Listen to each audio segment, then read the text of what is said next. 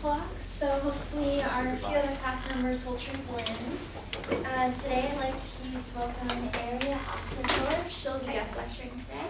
So I'll sit down and let her take over. Hey, thanks for having me, guys.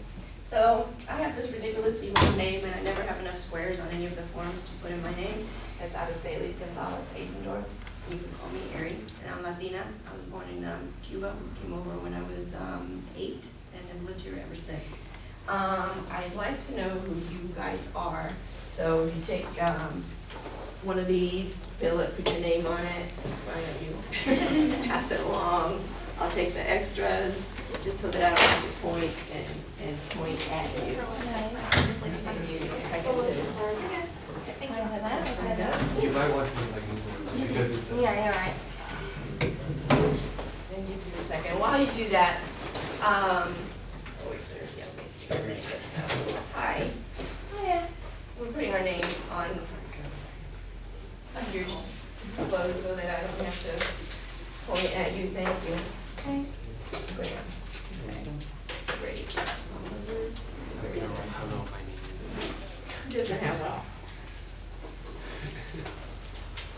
I got it. Thank you. Everybody have a name tag? Great.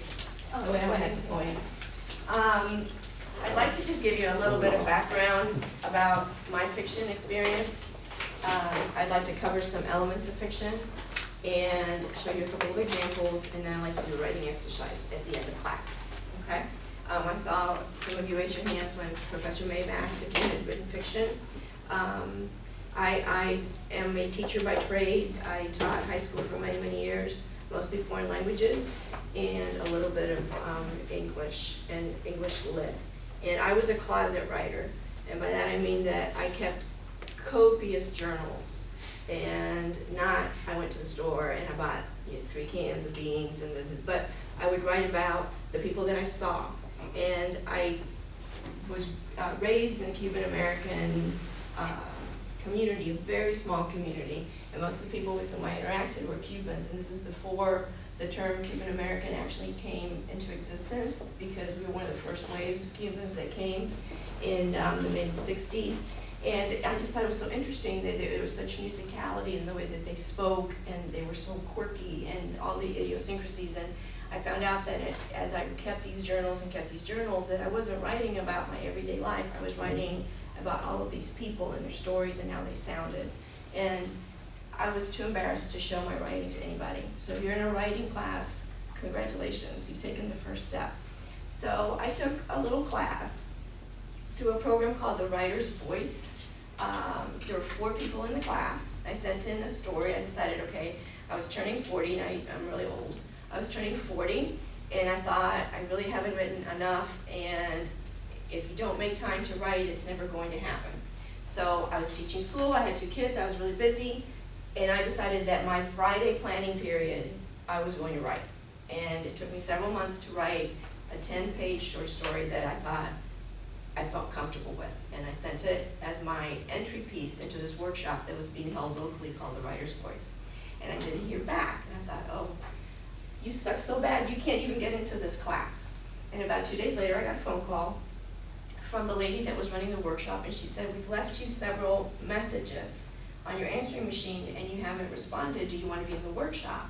And I said, I haven't gotten any messages. And my toddler had disconnected the answering machine, and I didn't know that my answering machine wasn't working. So I went to this class. It was a 12-week class, and I fell in love with the short story form, and I took one class here. This was before USF had an MFA program. And loved that, but still was teaching full-time, had a house, couple kids, long commute. I would write when I had time. So I got a few stories published, and that gave me confidence, again, just doing it a little bit at a time. I still didn't dare call myself a writer. This was something that people play tennis, people sew, people quilt. I wrote on my spare time. So I really wanted to tell the story of my family, how they came from Cuba, which was in 1965 during a boat lift called the Camarioca. Only 4,000 people came before the boat lift was stopped. And that led to freedom flights that brought over many Cubans, and then that boat lift was overshadowed by the 1980 Mariel boat lift, which brought over 100,000 Cubans to Florida. So I wanted to tell this story, and I decided that I was gonna write a novel, which I did. So when I finished, I had a 400+ page novel in dire need of editing. And I didn't think that I knew enough about craft to revise it in a way that was efficient, that would actually get me a publication. So at my ripe old age that I won't mention at the time, I applied a couple of years ago to the MFA program here at USF, and I got accepted, and I am very happy to be here. I'm almost done, and I have learned a lot, not just about fiction, but also about creative nonfiction. And I know that's Professor Maid's specialty, and she's covered that with you. And I am revising my story, but I've also continued to write more short stories. So if you, after class, would like to see one of my stories, the last one was published a few months ago in the Santos Review. You can Google it, and you can go to the archives, because as it was published 3 quarters ago, it won't be in the current issue, but you can Google my name, and it's called For If the Flies, which is a Spanish term, which literally means, for if the flies, it's por si las moscas, and it means it's something that you do just in case, okay? So that, and then the other one that was published is in an anthology called All About Skin, and that one you have to look in the library. Short fiction by women of color.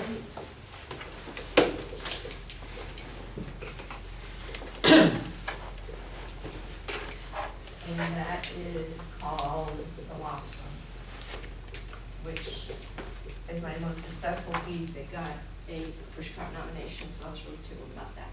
Okay. Tell them about what Pushcart is. So Pushcart, once you send stories to a journal, if you're lucky enough to get accepted, then at the end of the year, the editors will pick one fiction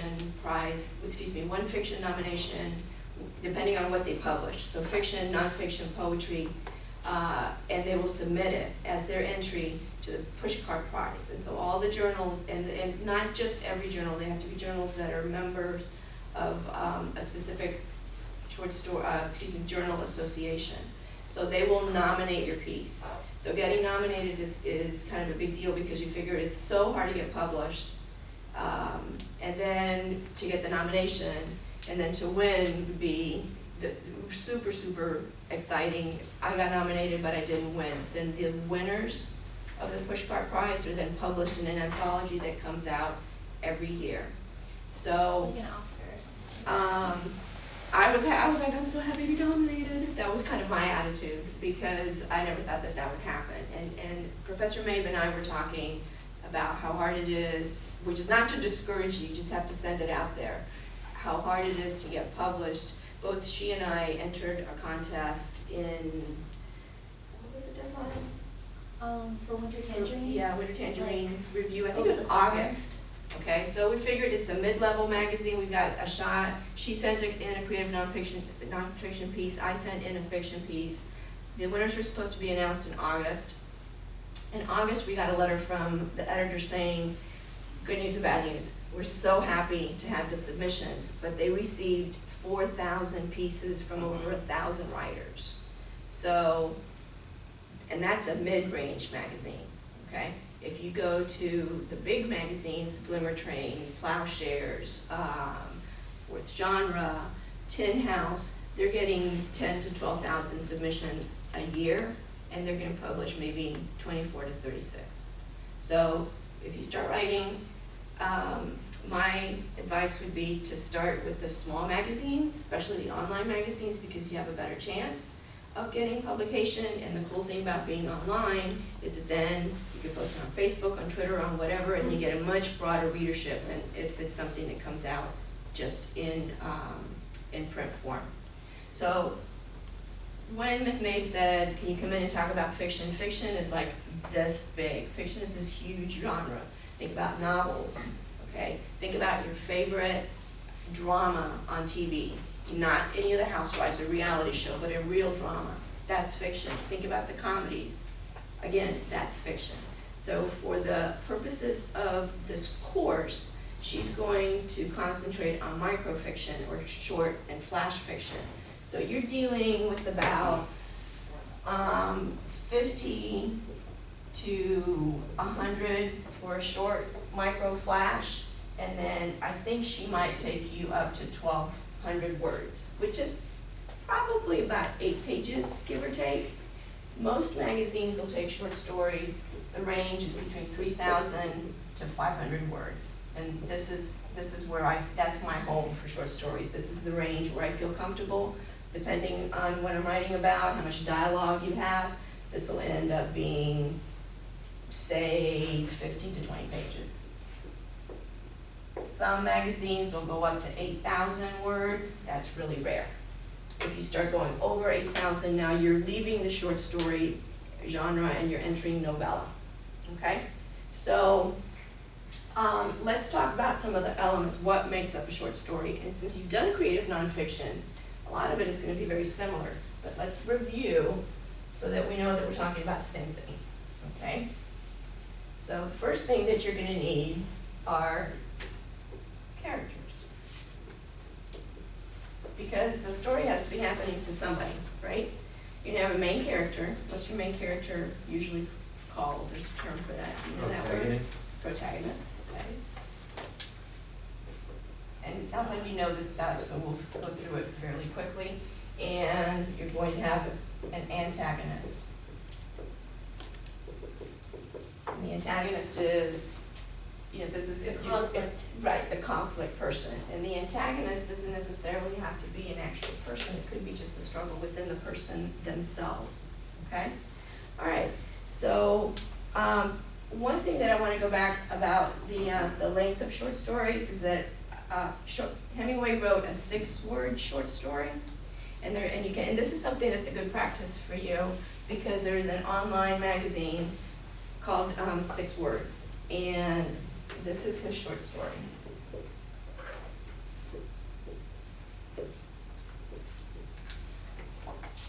Okay.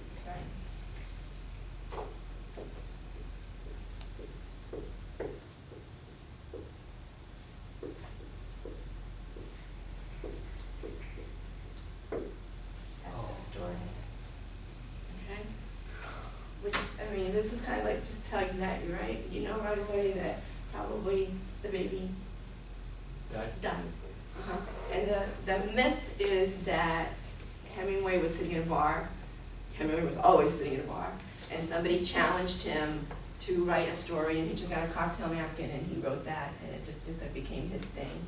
And so here we have a character, we don't know who it is, okay, but we know that this person had a child and something happened to the baby.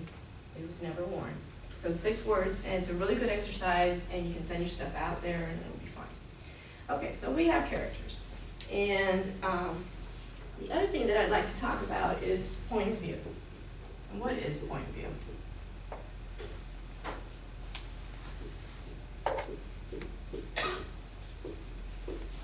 What's point of view? Point of view is, if you have a character, who's telling the story? You have to tell the story through the eyes of someone, okay? So, if you did the creative nonfiction, chances are that you wrote your essays in the first person. And the first person is Yourself. I, right?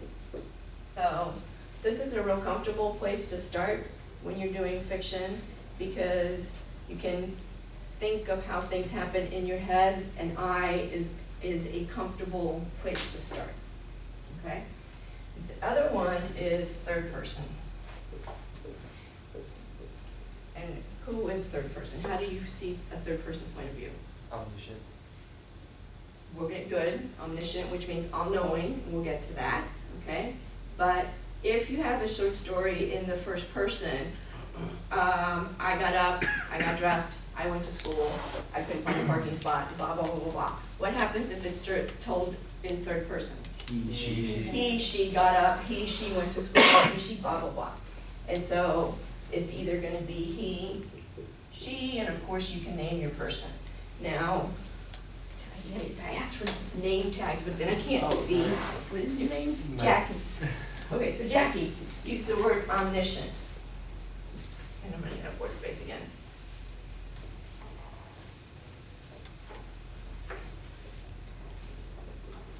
See if I spell it right, because computers have made me a lazy speller. Did I get it right?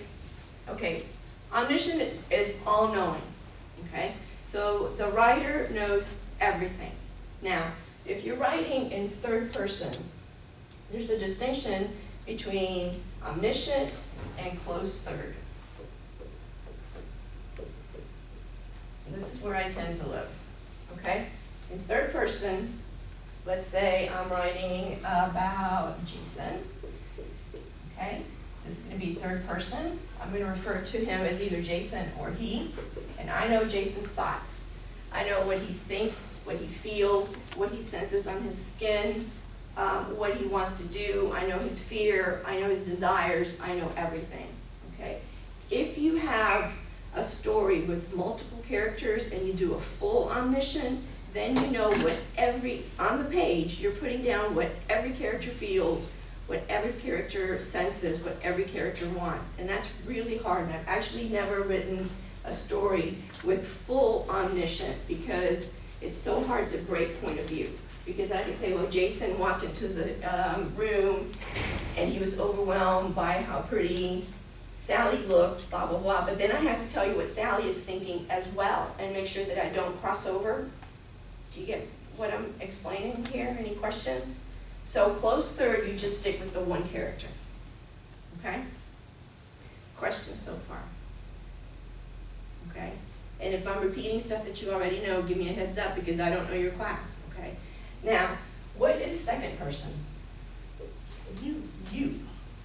Okay, and you has become quite popular over the last decade or so.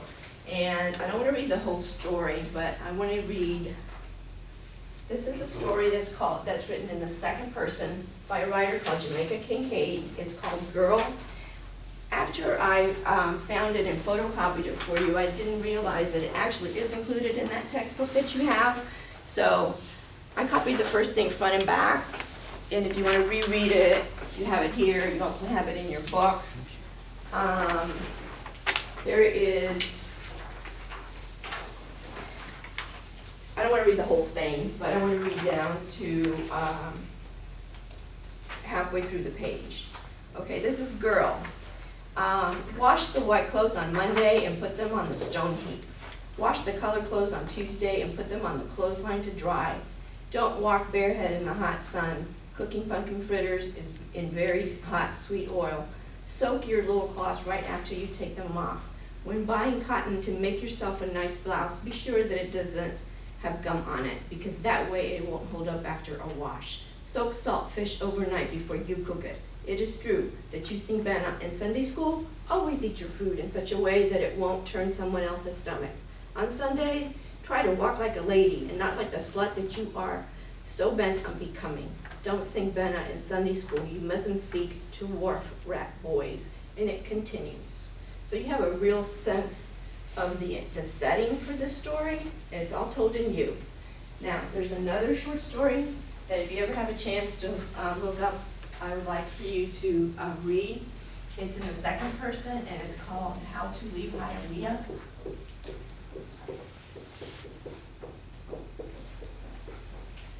And you know where Hialeah is, in Miami. So this is a Cuban-American writer called Janine Capo-Cruzet. And this short story, written in the second person, about a young woman who leaves Hialeah and goes off to a very prestigious Northeastern school, won an O. Henry Prize. This is the title name of her short story, and then this story itself received an O. Henry, which is even slightly higher in prestige than a pushcart. Okay, and it's all written in the second person. So we've got character, we've got our point of view. You really want to not keep point of view, okay? third person and second person. Now, once you have your person, you need to think about voice. Okay, what do you mean? What does voice mean? What does voice mean to you?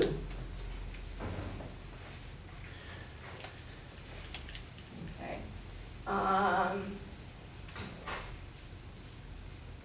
Think We went about, over this. hmm? We went over this. You went over this too? So someone, what is voice? The So- way a character speaks. Yeah, the way the character speaks, or the way the tone, the story is going to take. If you think that your character is going to be a nuclear scientist, he's gonna speak in one sort of a specific way, okay? If you think it's a 12-year-old boy, he's gonna speak in a different way, correct? So you need to keep in mind when you're writing your character, that if you're writing about somebody that perhaps does not have a whole lot of education, you can't use a 15-syllable word that he wouldn't. You have to stay true to how that character thinks and how that character articulates his or her words. And that will provide also the tone of the story, whether it's going to be something very slow and quiet or it's a very action-filled story, okay? So keep character, voice, and tone and point of view kind of all in mind. I see some of you are glazing over. I think you've heard some of these terms. Perhaps I need to skip ahead a little bit.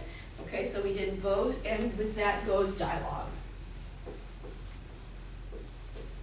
The dialogue is what they say.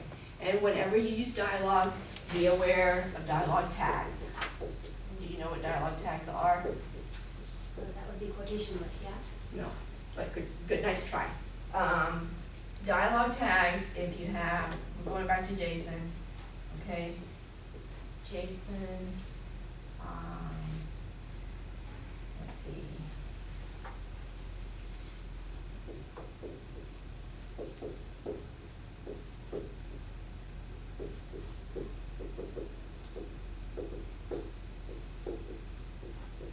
This is your tag. It tells you who said what, okay? Or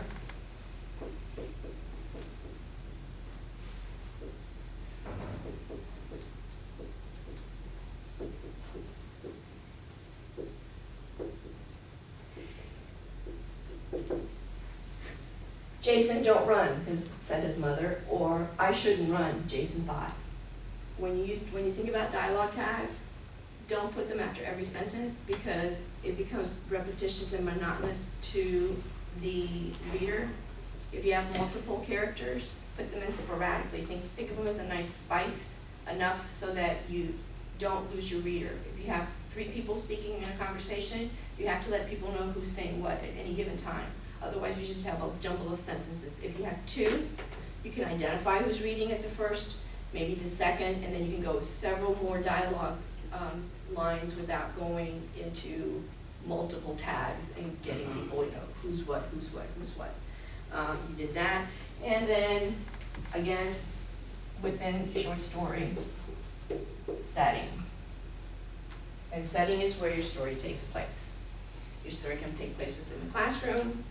Your story can take place wherever. In the little excerpt that we read about Girl, where do you see that happening?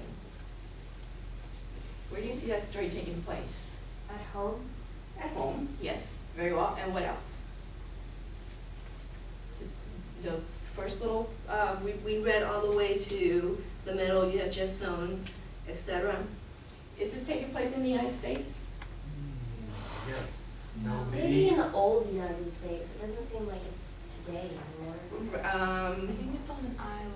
Right, in an island, she's talking about salt fish, she's talking about cooking pumpkin fritters in very sweet hot oil. Soak your clothes, you're washing them, you're not dumping them into a sewing machine. So this evokes to me a certain sense of an island feel to it. This is where the story takes place. Now, the lucky thing for you is that you live in Florida, and we have such a rich environment, and you can play off of that setting, okay? Because usually we're what? So freaking hot, okay? And it's sweltering, and there are all sorts of plants, and there are all sorts of birds, and there's tons of traffic in Tampa. So when you think of setting, obviously it can be something that's very quiet, but also go big. and go strong, and bring your character out through your setting as well. Okay, how does that character interact with his environment? What can help him, what can't help him, what can help her? Okay, questions about setting. Okay, and then there's plot, and this is hard. I think plot is one of the hardest things, because you have to keep your reader interested. So if you have a sentence, the king died and then the queen died, you have basically plot, a story. But if you have the king died and the queen died of grief, now you've added to the plot, because how did the queen die? Grief. Of grief. Now you have something to do. You got grief now, you know, so go and run with that. Okay, something has to be happening. Within, again, genres this big, okay, you have action, you have plot-driven stories where nothing is happening except the action. Think of all the superhero stories. Those are just pure plot. You know, things are happening, cars are chasing, things are blowing up, one thing after the other after the other.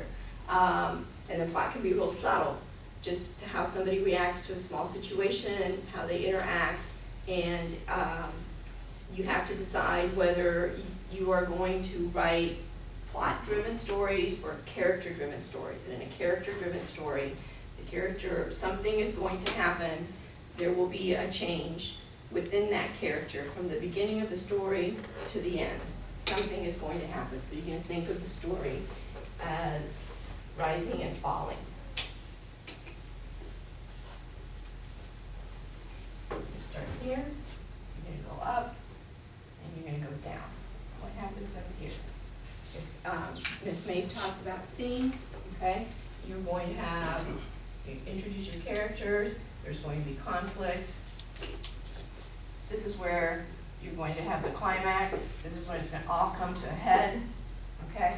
And then you're gonna have denouement, okay? It's going to come down and you're going to end up with some kind of a resolution. Not all stories are shaped that way, but most stories are shaped that way. It might be that the conflict goes up and down, it goes up and down, it goes up and down before it hits the climax, and then it comes down, but you always have to reach a tipping point where somebody in your story is gonna have to make a decision, and after that, something's going to be resolved, okay? So think about that, otherwise you have very flat, very flat storyline and very flat characters. And there's also two other things to keep in mind. And this is where you're going. That's narration. And there's scene. Now, in narration, you as the writer choose what to tell and how to tell it, okay? You're going to describe your setting, you're going to describe the person, you're going to describe how they're feeling, you're going to tell me how they're reacting to something. In scene, the characters are actually acting out, and you have to keep a balance. You can't narrate for 3 pages and you're going to lose your reader. So within narration, you're going to have to break it up within scene, and the scenes don't have to be long, that's up for you to decide, okay? How short is the scene, how long is the scene? To maintain the reader's interest. If you go on for 3 or 4 pages, your reader's going to get bored. You need to make them hear that character, you need to make them see what's happening, you need to show them action, and then you can go back to narration. Okay, questions so far? All right. Do you know backstory? You as the writer know your character's backstory. You may not know it when you do your first, what we call the first draft. Did she talk to you about the shitty first draft? Mm-hmm. Okay, so the shitty first draft, that's where you're gonna write everything out. You're gonna vomit on the page, everything that you're thinking, okay? And don't worry about it, just, go ahead, throw up all over the page, and then you're gonna come back and you're gonna decide what works, what doesn't, what are you keeping, okay? You know where your character comes from. You know in your mind, even if you haven't written it on the page, you know the character's history, what he thinks, what she wants, her desires, everything. You need to decide how much of that backstory is necessary for your reader, okay? You're not gonna need the whole first 25 years of this person's life, but you need to pick enough. Pick and choose wisely. What do I need to know to make this character come alive? Okay? And you can also use, this is one of my favorite, the flashback. So that the character's moving forward, something is happening, you take the character back in time to give the reader something that'll make him or her understand where this character is coming and where that character is going. I tend to use flashback a lot because all of my characters are Cuban American characters. The collection of stories that I'm writing actually is about the story of my parents' generation, the people that came as Cubans and then morphed into Cuban American, because that terminology did not exist when they come over. And so these characters, I decided that nobody was telling specifically their stories, and I wanted the stories of how that culture, that Cuban American culture, how that link happened and how that evolved. I wanted to write those stories. So in this collection, I have 6 completed, 4 published. The rest of it is going to be my thesis. That's what I'm working on now. My youngest character is in his early 50s. My oldest character is 90. So that's a whole lifespan. And so I can use flashback, short flashback, to bring the character back and give you that backstory, because I can give you backstory in scene. I don't have to just narrate and say, well, she was thinking, and don't put them in this reverie. She was thinking about the time, blah, blah, blah, blah, blah. Don't narrate the flashback. Put it in scene, because it'll maintain your reader's interest. Yes, sir. How do you like transition? Like, what do you use? Um, Like word. I don't stop them. You can use white space, which is real easy, okay? Because you're going along with the scene, you can cut, and you have white space, and you start your flashback here, Okay. okay? Or you don't have them sit and think, but you can have something that's happening in this time period relate to something that's happening in the flashback piece and tie it together, okay? And the story that I just finished that I have out, it's already had its first rejection, and I'm keeping my fingers crossed. It happens to be a bougainvillea tree, you know, with that very big tree.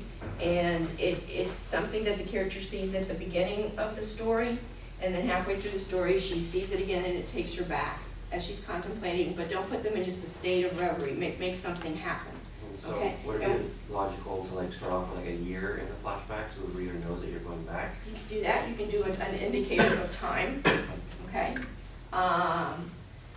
But I found that white space is real effective because you can cut and your character knows that you're starting another section. And then you can cut when your flashback is over and go back to present time. So that's one Where way. white space is.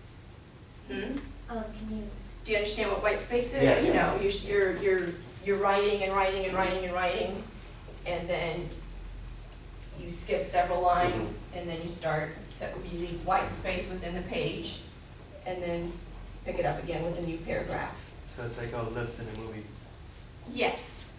Okay, and because in the movies, you see the flashback happening, and the real cheesy ones, you know how it just kind of goes into this fading kind of a thing, and then it pops back up. So you can't do that on the page. So white space for some trigger, not just, Sally sat and thought, recalling about the time that it happened. You have to make it an organic transition. So in this one, where she was looking at the tree, then the tree that she saw whenever, and transition with that piece, an object, a person, a sound, a smell. Use your senses.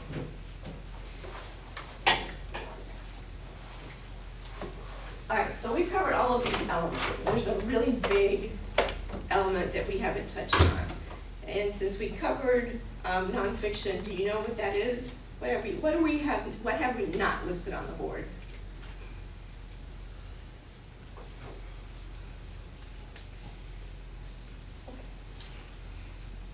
What do you guys think?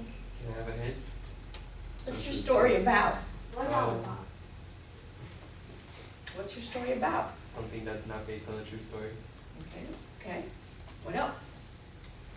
Fantasy? Fantasy? You're throwing all wonderful terms at me. Good. What's your story about?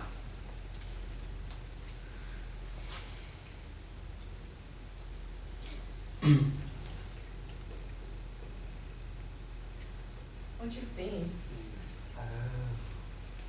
Okay? Your story has to be, even if it's short, you know, for sale, baby shoes never worn, that's a dead baby. That's the theme.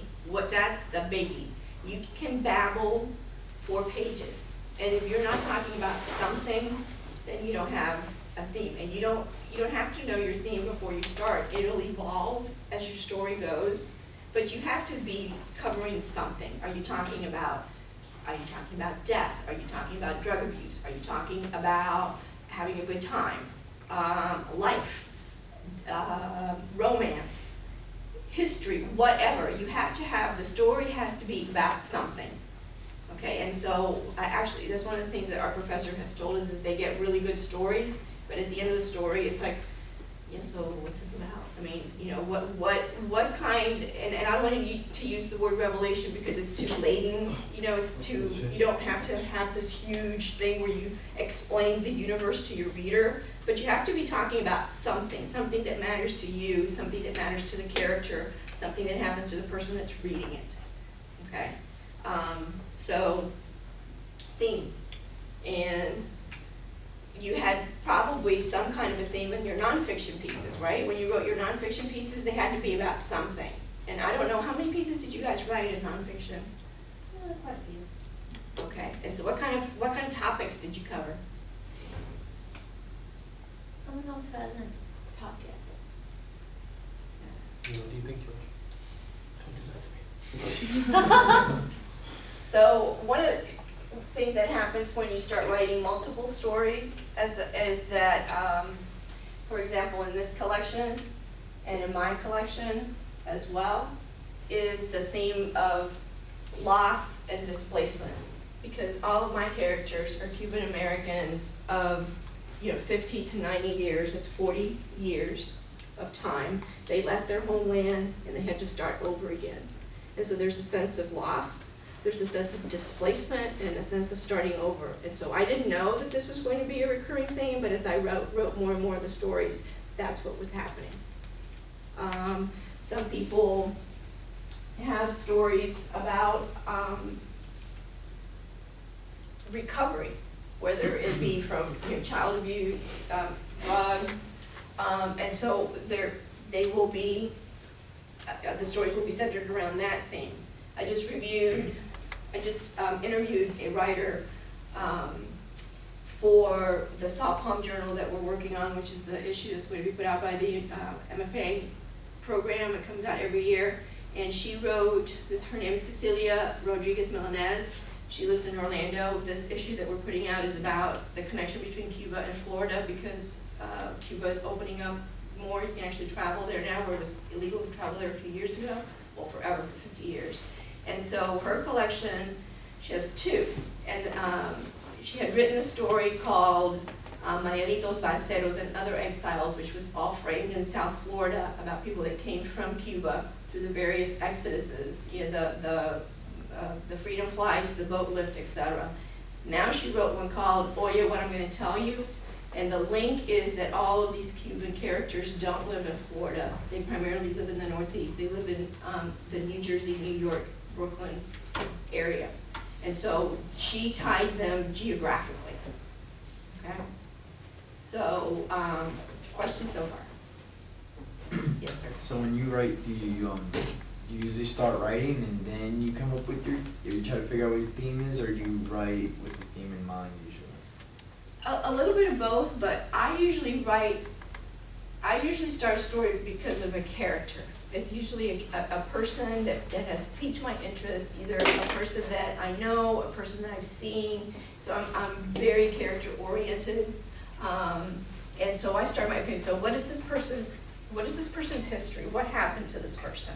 And from character, then I go to plot, because I don't know what's going to happen to them.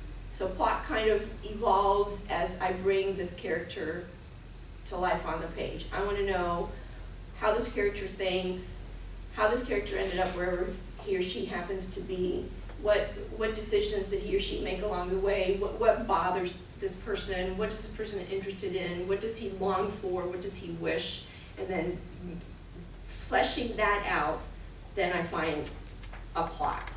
But Desire is key yeah, there too. so right? desire is key. What does this person want?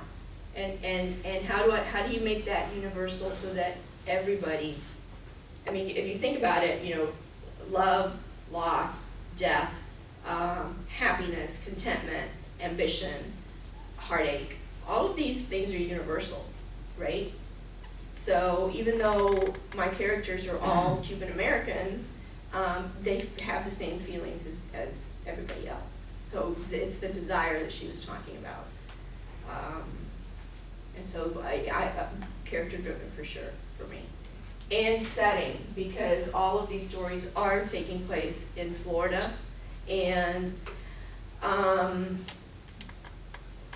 want, for me, Florida is almost a character. So even though I have Cuban American characters, very few of my stories have anything to do with Cuba, because I lived there until I was 8, and I remember it and I know it through stories, but it isn't something that I have never lived in Cuba as an adult.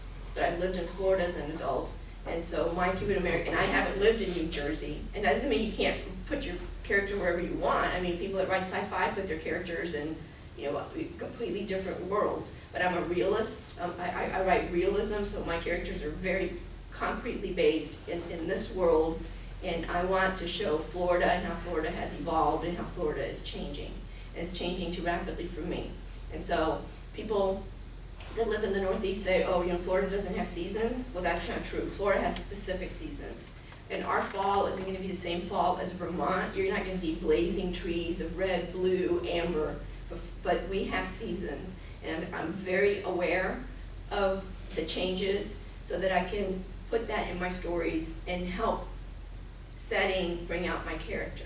I'm writing a story, the working title is Emelina, which is just the character's name. I'll think of something more clever when the story is complete. And it's for this collection that I'm trying to put together, my MFA thesis. And she's in her mid-60s, and she feels like she's coming to a turning point in her life, and she lost contact with a man that she loved in Cuba. And so she has a chance now to see him for the first time in 40 years, and she's not sure if she wants to see this person or not. It took her a long time to get over him, and so I decided to set it in the fall, because I figured that was an appropriate time. You know, spring, everything is renewal, things are happening, but fall is a transition season. So I decided that since she was going to be in transition, that evoking the sense of fall, the air starts to change, the things smell a little bit differently in Florida in the fall than they do in the heat of the summer, that would work well for me. Leaves are changing, so. Still hot. It's still hot. Okay. Questions so far? Any questions about process? No? Okay, how about a writing exercise? This is gonna be a group exercise. Okay, now I've done this before, but I haven't done it in a long time. So, I'm gonna walk you through it. Oh, first of all, I forgot I had taken this out. Let me give you this quick little handout before that. This is Kurt Vonnegut's 8 Rules for Writing, and I saw that Professor Maeve had it on your syllabus. So I thought, well, I'll bring it to you and we'll cover it really quick as the key points and see what you guys think. Sure.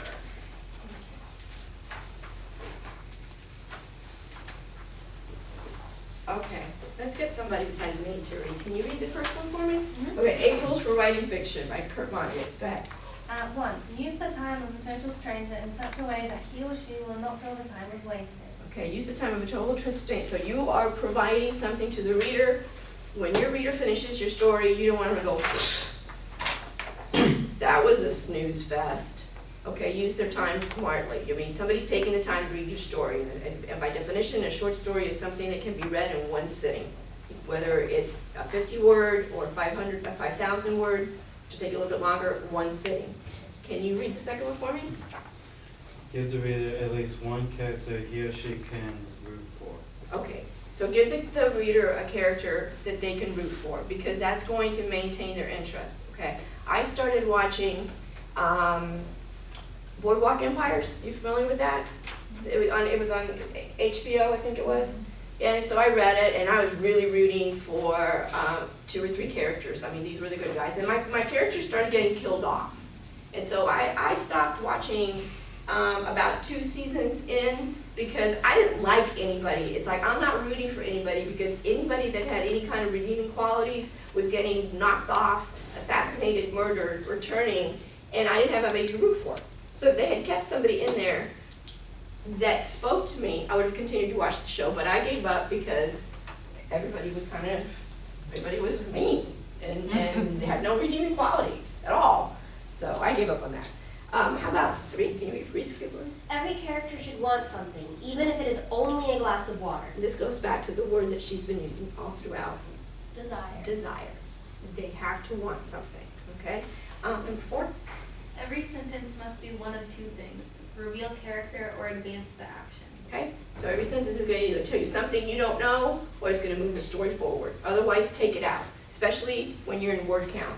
Okay, if you're entering contests and you have 1,200 words, okay, and you're, say, a page over, go through what is not necessary. Scratch it out and get it written. That's how you lower your word count. Also, because we're talking about word count, compound verbs, okay? He would have thought instead of he thought, okay? Don't have all these helping verbs in there when you're meeting word count because they're just going to put you over the count and you have to be very efficient. Use contractions, okay? And don't use the perfect tenses. The perfect tenses is he would have been, she would have liked, he had seen instead of he saw, okay? Keep it active, no helping verbs. Okay, so we did 4, 5. Who wants to read 5 for me? You, thank you. Start as close to the end as possible. Okay, what do you want resolved? Okay, that's hard for me, but start as close to the end as possible. What you want your reader to know towards the end. And usually, do you know the term tail and mouth? Mm-hmm. Okay, so you know that it's gonna come back around, right? So try to make the tail and the mouth as close as you can at the beginning, and then you're gonna tell the story as you circle around, okay? All right, 6, please. Be a sadist. No matter how sweet and innocent your leading characters, make awful things happen to them in order that the reader may see what they are made of. Okay, so be a sadist, be mean. You can't have all lovely, you're not writing a little, even in the fairy tales, they have, really nasty people in there. You have to have some, you have to have bad things happen, and you have to have characters with flaws. If you don't have a flawed character, you don't have a story, because, it's not a little beauty pageant, where everything's perfect and everything's tucked in and stapled and glistened and glossed. You're write the warts and the scars. 7, in the aqua shirt, and Write to please just one person. If you open a window and make love to the world, so to speak, your story will get pneumonia. Okay, write to please just one person, even if that person is you, okay? So when I started writing the Cuban American stories, I went to a conference called Bread Loaf. I was really happy to get in there, and I had a Latina instructor. She teaches at Cornell. Her name is Elena Maria Viramontes, and she said to me, don't explain your culture. Write as if the one person that you're writing to knows your Cuban American culture through and through. And if you do it effectively, then the other person that doesn't know about the culture will organically learn about the culture. Don't explain, okay? Because it becomes redundant and you lose interest. You lose momentum. Don't explain. 8, in the hat, please. Give your readers as much information as possible as soon as possible. To heck with suspense. Readers should have such complete understanding of what is going on, where and why, that they could finish the story themselves should cockroaches eat the last few pages. Give your reader as much information as possible. You want to front load that paragraph, okay? You want to know who, what, where, when, and why, pretty much from the start, and then everything else is gravy, and it'll develop, and it'll come. But front load your story, okay, so that they know what's going on. And that's Kurt Vonnegut's little advice. Any questions so far? Comments? complaints? Okay. All right, so we're gonna do 1, 2, 3, 4, 5, 6, 7, 13. Okay, we have 13. We're gonna do, I'm gonna split you two up, okay? Over here. Okay, so you guys are team 1 and you guys are team 2. You want to participate too? Okay, I'll give you a couple of pages. You may not. I'll give you 2. I'm gonna give you 1 piece of paper. You can use front and back. If you need more, let me know. Okay. All right. Now I did this in a class because sometimes people say I don't have anything to say. You do. You have a lot to say. And the surprising thing is that the way that you might tell one story is not the way that someone else tells a story.